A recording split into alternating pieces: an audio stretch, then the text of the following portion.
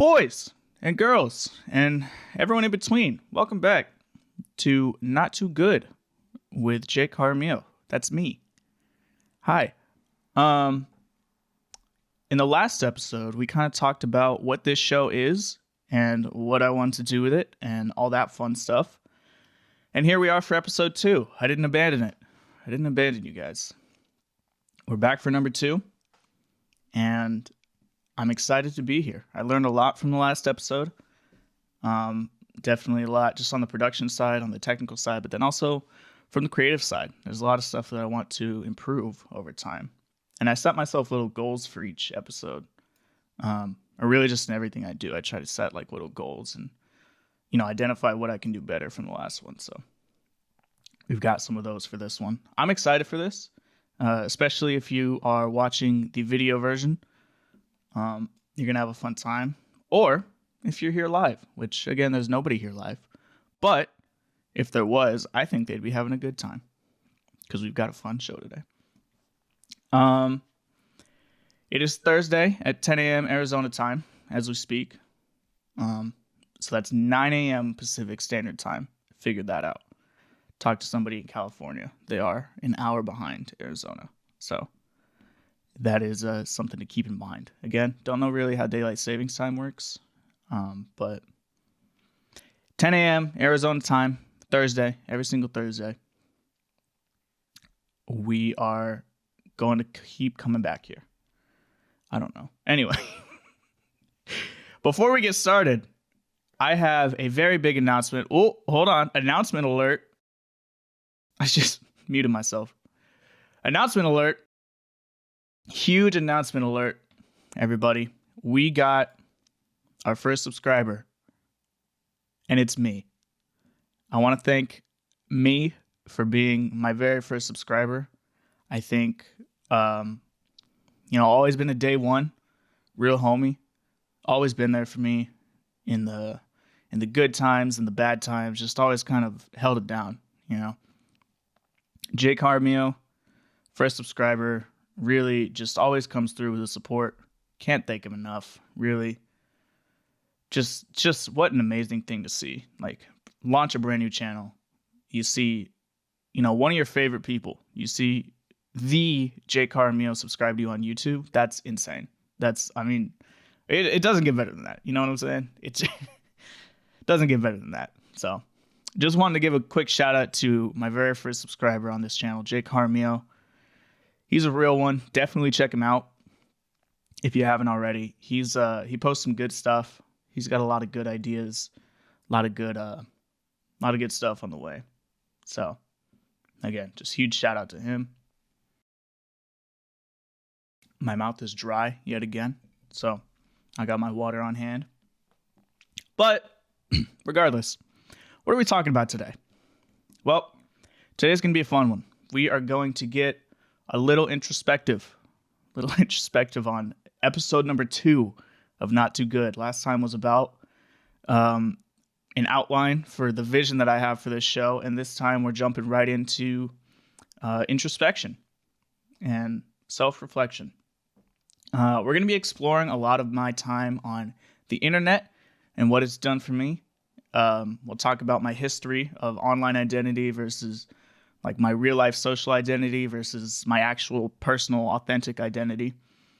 We'll talk about my introduction to social media and the merging of all of those worlds, where social media has taken me and probably many other people, where we are now after, a dozen or so years of being on social media and being, as the title says, an internet baby, and what the future looks like after some good old self-reflection. And I just want to preface this by saying that I'm going to be talking a lot about my experience, and I know it's not a unique experience. I'm sure I could speak more generally just in terms of how I believe, social media and the internet, growing up on the internet, has affected many people.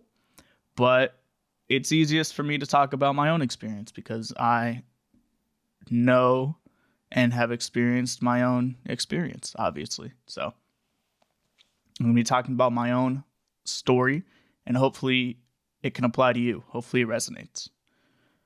because we're gonna walk away with some takeaways from this.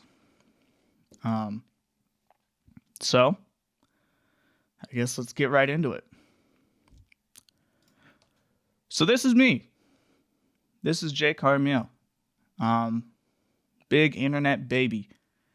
I grew up on the internet.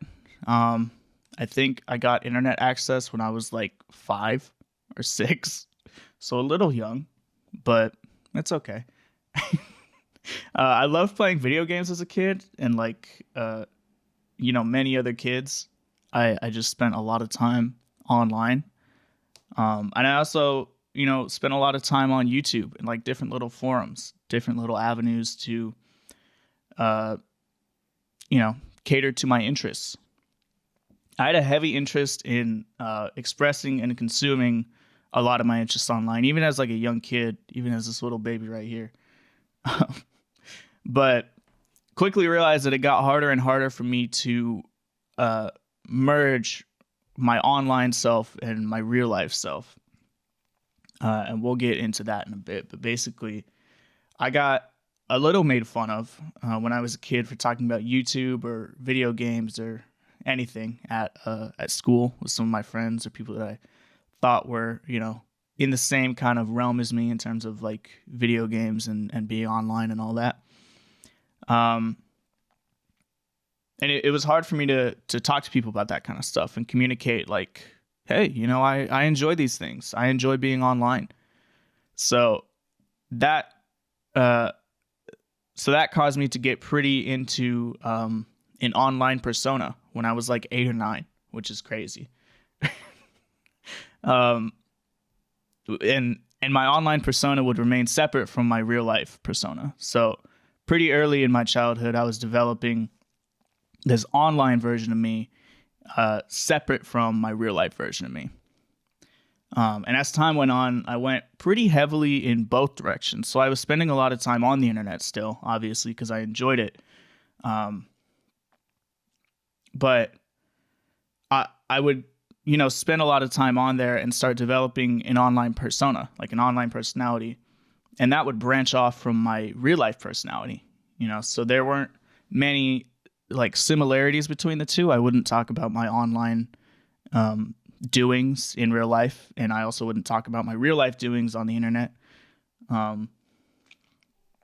But I would definitely maintain like a heavy online presence on my computer, on my smartphone at the time, different forums, different communities, which I probably shouldn't have been on because I was like 9.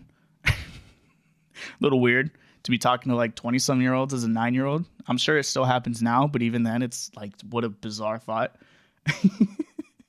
But at the same time, I would also get heavy into real life circles. Like I wasn't an absolute loner when I was a kid. Like I did still have a lot of friends, and I would talk to them about like real life stuff. But it always stayed separate from one another. And as I got older, it was harder for me to, hide one life from the other, because I was doing so much stuff online that I was interested in and I wanted to talk about, but I couldn't talk about with my real life people, and vice versa. I was doing a lot of stuff in real life that like nobody on the internet really cares about. Like nobody in, a video game forum wants to hear about what you did at recess today. You know what I'm saying? But regardless, both of these identities did represent me and my interests, but only one of them felt publicly shareable to the people that I knew in real life. And that would continue for a really long time. This idea that I have to hide certain interests and facets of my life from the people that I knew personally, that would continue for a very long time. So then, that was about 8 or 9. Things started to develop, and one persona branched off and the other persona branched off, and pretty soon we got into the wild world of junior high, which, God bless it. God bless junior high.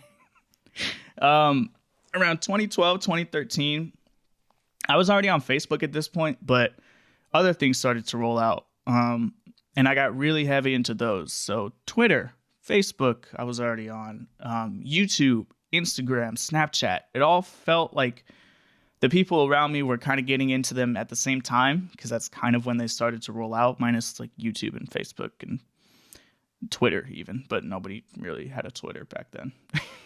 um, but the people in my real life circle would establish themselves on social media. So they would get Instagrams, they would get Snapchats, and they would get, Facebook accounts and excuse me. And it became this thing where like you started to feel a social pressure of like, I'm not on these platforms, but I know that all of my friends are, right? So I would try to, eventually I signed up for these platforms. I signed up for Twitter, I signed up for Instagram, I signed up for Snapchat. And eventually it became just another persona that I felt like I had to maintain. I would try to maintain this certain like real life social media persona that I felt represented who I was in real life. Only like the best parts of me, and I feel like this is super common with everybody on social media, and we'll get to that eventually. But straight off the bat, I felt like, okay, there's this opportunity for me to represent the best parts of myself online so that people can, if they don't know who I am, they'll go to my page and they'll see, oh, okay, this is Jake. This is what he's about. This is who he is. Everyone else seemed to be so like cool online, and they were doing the same exact thing that I was, crafting this sort of persona, this identity, this representation of how they wanted to be perceived by other people. And that's a lot of pressure as a 13-year-old. Plus, keep in mind, I'm still chronically online. Like, I'm still maintaining an online persona. So at this point, I have my fully online self, which is, on video game forums, on YouTube, on, Reddit, Twitter at that point, whatever. I had my fully real life social self that was hiding certain facets of my online self. And then my social media, my real life circle on social media that was supposed to represent the best parts of my real life self. So it was like a funnel. So I've constructed this pyramid of Jake, which kind of outlines how I was constructing my identity at 13 years old. This continued into a very large portion. I mean, basically the rest of my childhood and into my adulthood. This idea that I had to represent myself in certain ways, depending on the audience, depending on the people that were looking at what I was doing and were perceiving me. And again, if you're not on the visual, if you're just listening to this on audio, it's basically a pyramid where at the base, it's my online self. And then above that, my real life social circle. And then above that, it's my social media presence for my online or for my real life friends. So what happened was, like I said, I created this belief, I instilled this belief in my head that I had to represent myself in certain ways, depending on who I was catering to, who I was trying to communicate to. And, managing all of these personas, it made me like pick and choose, only the best parts. And I was like, and again, obviously this isn't a unique experience. This happens to everyone on social media, but like I was picking and choosing like, okay, this photo of me represents the best version of me. This, I went on this camping trip, right? And I want to show just the best photo of that. And pretty soon it developed from like, I just want to show the best parts of me, into, how do I want to say this? Pretty soon it developed from just showing the best parts of me to picking and choosing things that I thought represented me the best. And there's a difference there. Because before it was like, okay, my real life friends know me as this. I'm just going to show like this side of me, right? But eventually it turned into, like what can I show people to maintain this identity? What can I show people that I feel they think about me? You know what I'm saying? There's a better way to phrase this. What can I share that will make people, suspend their not suspend their disbelief. What's the word I'm looking for? Oh my God. Basically, like, what can I share that, keeps this identity going? What can I share that represents this identity the best? Even if it's not truly authentic to me. And this created a huge dissonance in, not only my 3 different personas, but also a huge difference between all these personas and my personal identity, my true identity, because as it developed from, just showing, certain parts of me, and it turned into, I'm going to share things that I feel like would fit into this persona, even if it wasn't authentic. And especially branching that off into 3 different directions for 3 different audiences, like, it got me further and further from my real, true, authentic identity. And, eventually, like I said, this carried on all throughout my childhood and into my adulthood. Eventually, I lost, keep muting myself. Eventually, I lost my authentic identity. I kind of lost, like, who I was, because it was no longer about, sharing the best parts of my identity. At this point, it was so much about controlling a narrative about me. You know what I'm saying?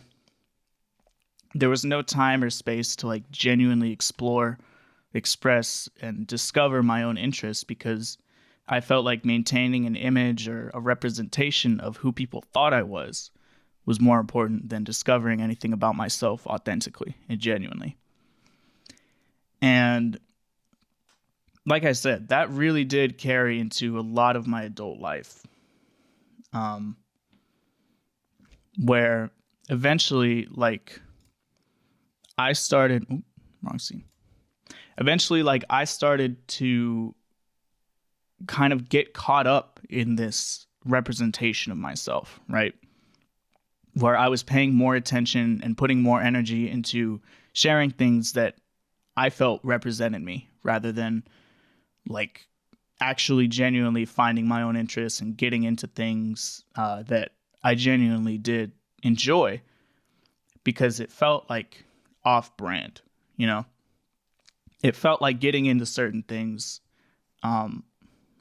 was not allowed, in a sense, because it wasn't in line with who people thought I was, And again, like, I'm sure this is not a unique experience. I'm sure that everybody's going through this, or at least a very large amount of people are going through this. This idea that you can't really, not you can't, but it's really hard to explore your own interests, and kind of, figure out what you like, what you don't like, in the face of social media, where you're representing essentially a brand, where you're representing an image of yourself. And that really got, that really caught up to me at, the end of my high school, and a little bit after high school, where I got so caught up in my own brand that, I got so caught up in my own brand that I started to, like, it was like a feedback loop, right? So this, again, if you're looking visually, this is the Jake Jaramillo starter pack, especially, like, right after high school. This is it. I got my GH4, the camera I still use now, big into Frank Ocean, big into Kanye, big into, like, streetwear, really, like, indie photography, taking photos of, like, flowers and sunsets and, like, making them look like film. I had my little Mustang with me. I had the Instax Polaroid, or, like, Fujifilm. Big into it. And I was like, okay, this is what represents me. This is how people see me. I need to figure out what else can I share that's in line with this brand, And that's what I did for a lot of my, my post high school, a little bit into college career, was trying to find things that aligned with that brand, even if it wasn't authentic to who I was, just because I knew that people saw me like this. And I thought, okay, well, it'd be really weird to, go out and try something like, it'd be really weird to go out and try something like camping or like, start wearing like bright yellow clothes because I wore all black all the time. This hoodie, I'm literally right there. It's in the corner, the St. Pablo hoodie. I'm wearing it right now. And I did that because that's just how I thought people wanted to perceive me. So I was like, well, I can't really differentiate from that because that's not on brand. And I think this is a pretty universal experience. Again, I know I keep saying that, but I feel like we attach ourselves to certain aesthetics and representations of ideas in the name of being on brand, even if this doesn't authentically represent or resonate with our own personal identity. And I think even that's difficult because, like I said earlier, like it's hard to even know your authentic identity when you're so caught up in representing a brand, your own personal brand. And this doesn't even obviously it's not all branding, but a lot of what we do on social media is filtered and self-manipulated in a way that ensures that we're staying, quote unquote, on brand. And that things that we share remain consistent with how other people see us, remain, quote unquote, on brand, and make sure that it reflects the image of how people perceive us. And this doesn't even have to carry into, real life. I let it carry into my own real life because I had this idea that I needed to control how I needed to be perceived. But, obviously your close friends are going to see you differently than somebody who just follows you on Instagram and hasn't really ever met you. But because I had this fear of, representing myself, I got caught up in this belief that I had to represent myself a certain way. I carried it into my real life, and I attached myself to brands or products that I felt represented ideas that I thought would resonate with my brand. And I was very afraid of A, letting that brand go, but B, more importantly, having a weak or a boring identity or brand, which counterintuitively made me fall way more heavily into representing myself with certain products and, certain ideas that I felt represented me rather than chasing an authenticity of self. I didn't want to appear lost or weak or fragile in my identity. So counterintuitively, I drove myself further into representing myself a certain way. And I would, oh my God, Emiliano Galvan, thanks for showing up, buddy. Sorry, that caught me off guard. What was I saying?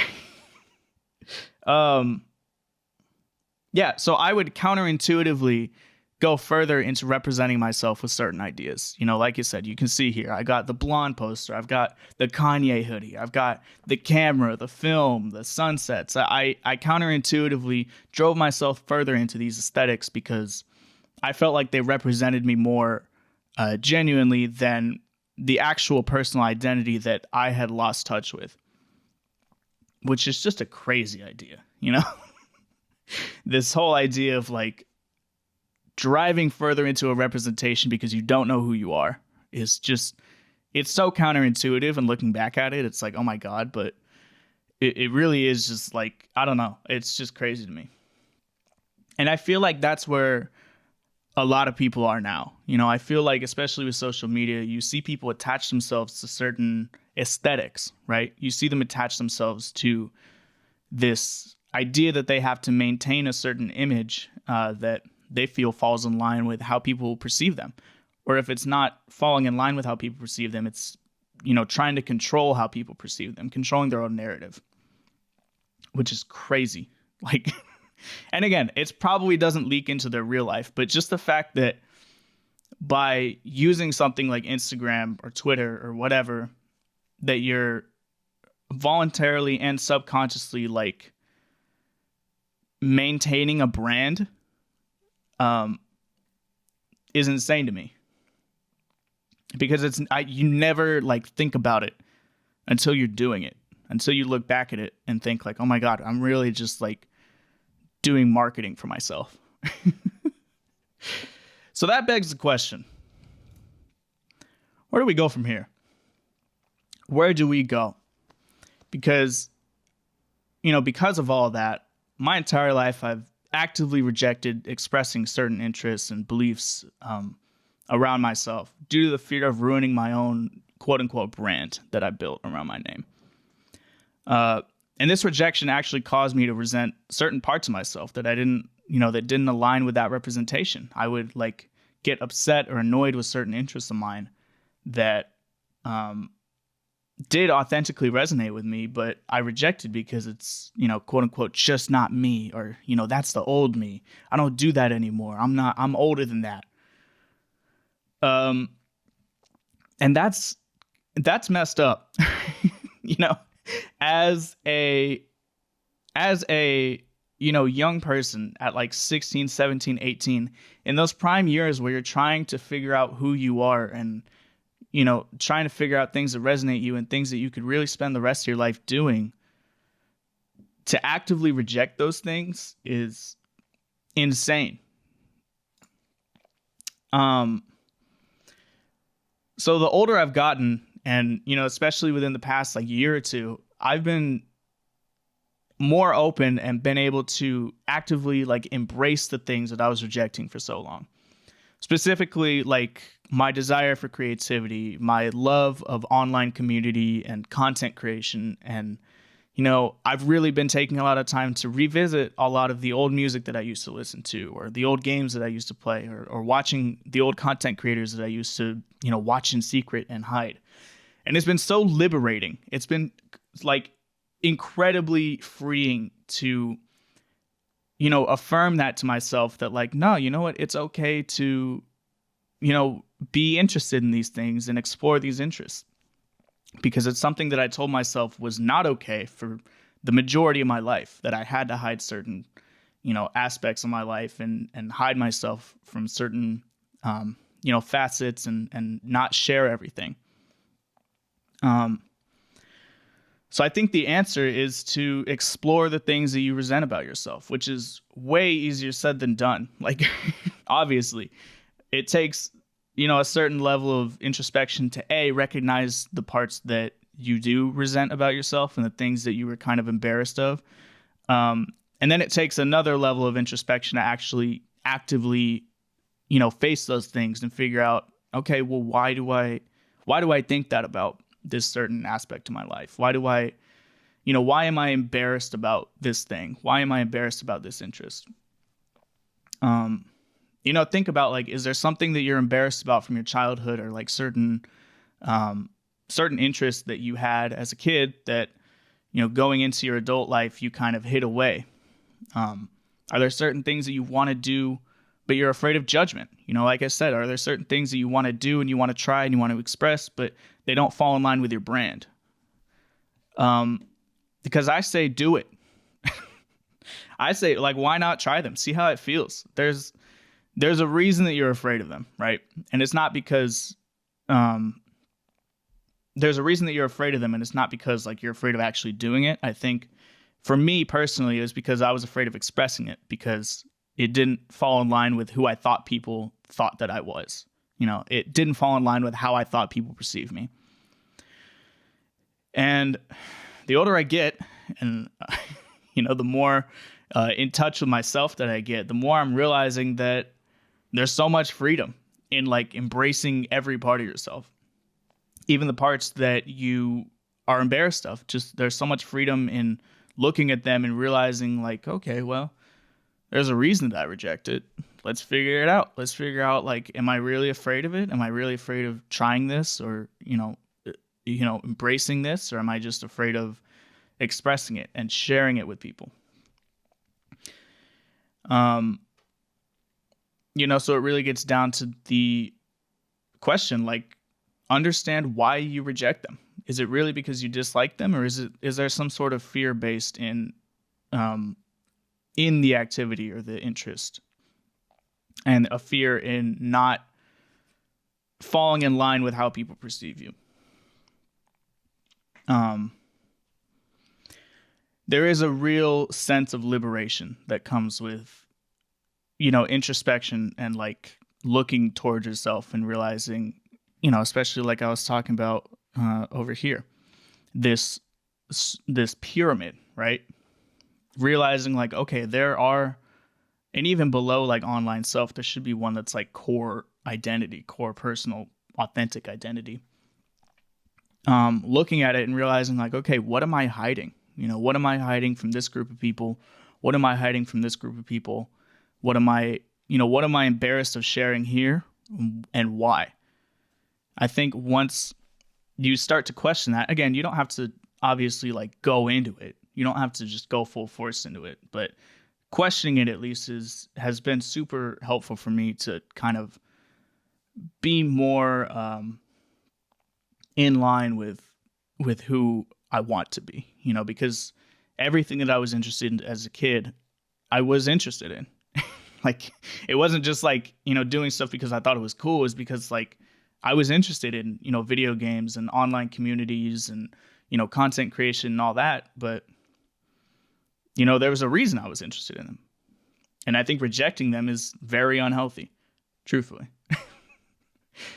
So now we get to the irony of this all. Because obviously I'm on a public platform. Obviously this is a podcast, this is a live show, this is a YouTube video, this is public. This is all a public exploration.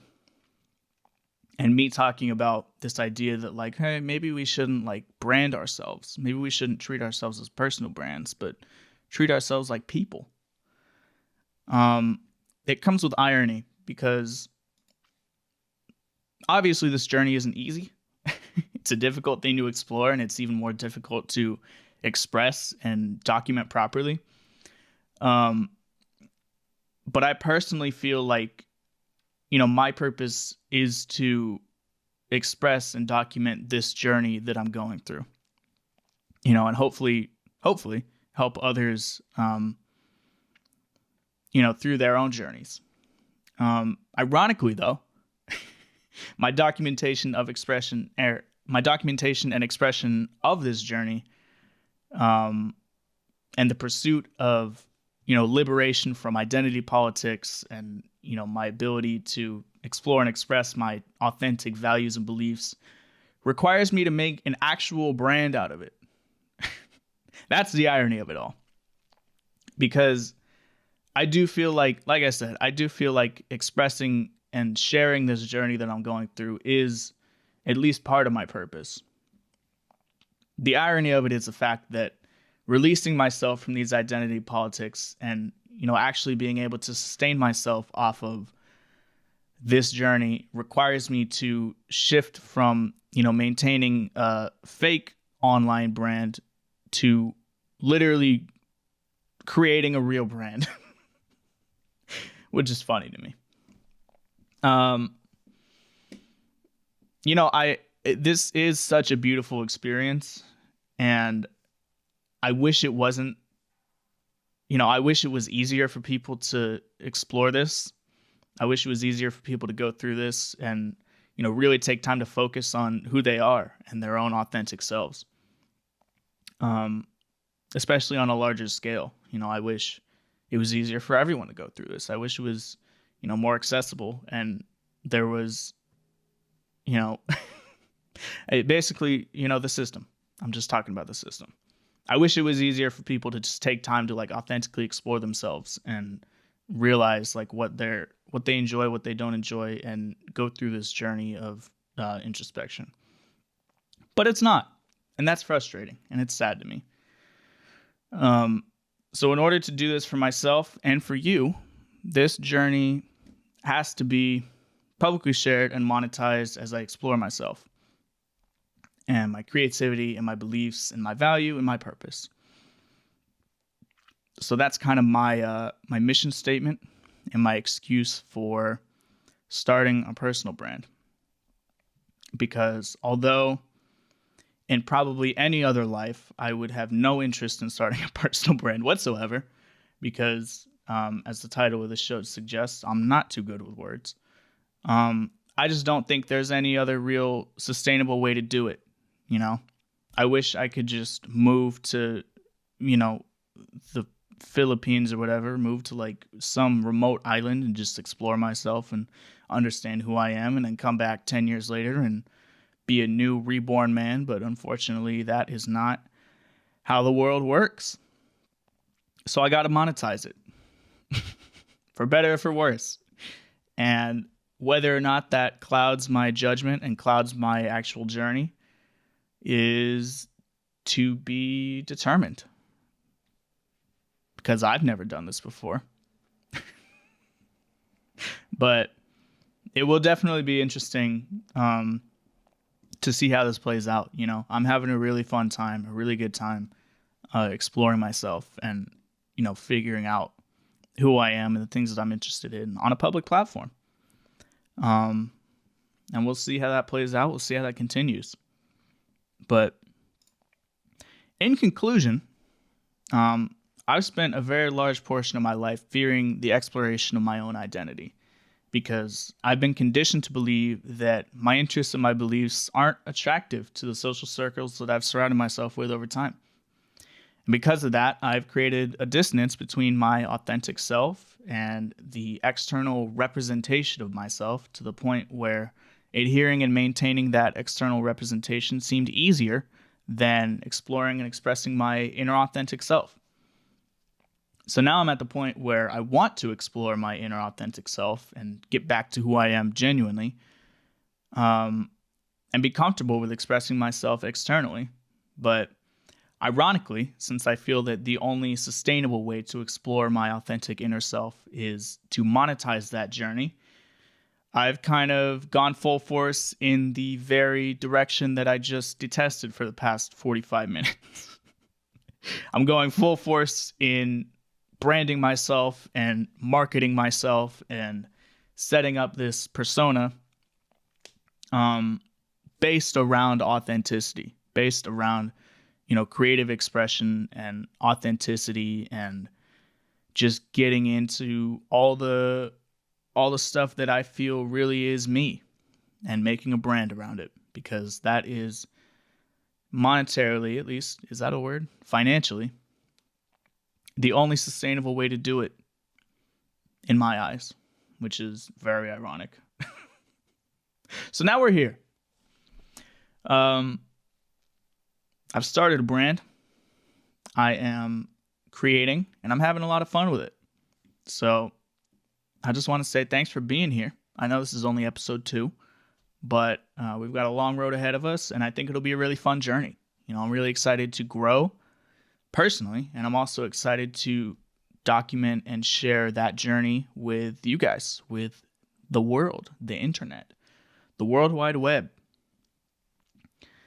And, despite all this talk about myself, and despite all of, sharing my own story and talking about my journey with this is bigger than me. Like this, as much as I talk about myself, it's not about me. It's about you guys. It's about the community that I want to create, and the creatives all around the world, and people who resonate with the stories and the experiences that I'm sharing.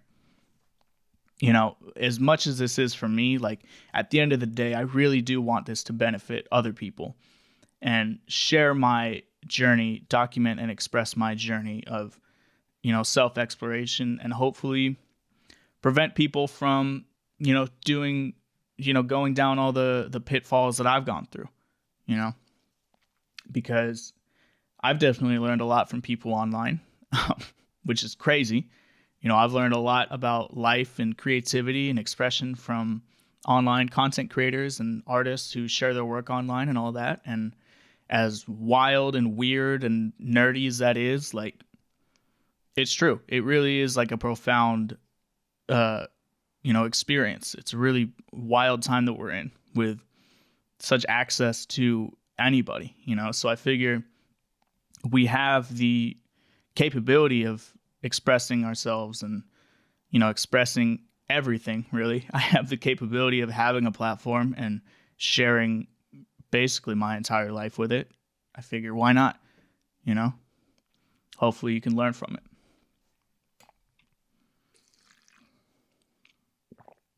it. So with that, catch us live, 10 o'clock Arizona time, 10 o'clock a.m. Arizona time. As of right now, 9 o'clock a.m. Pacific Standard Time.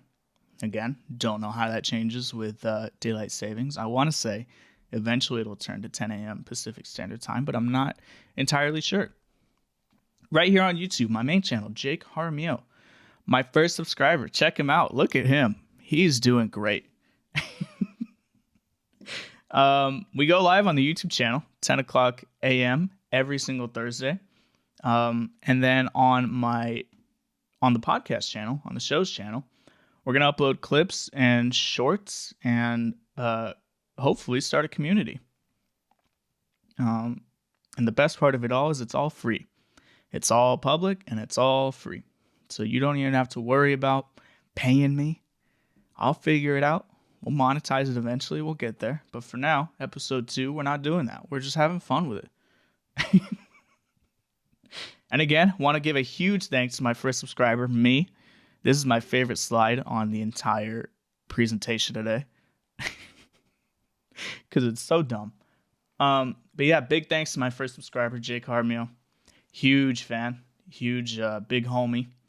Like I said, always been there for me. Always just, supporting me in whatever I do. And, really makes me believe in myself.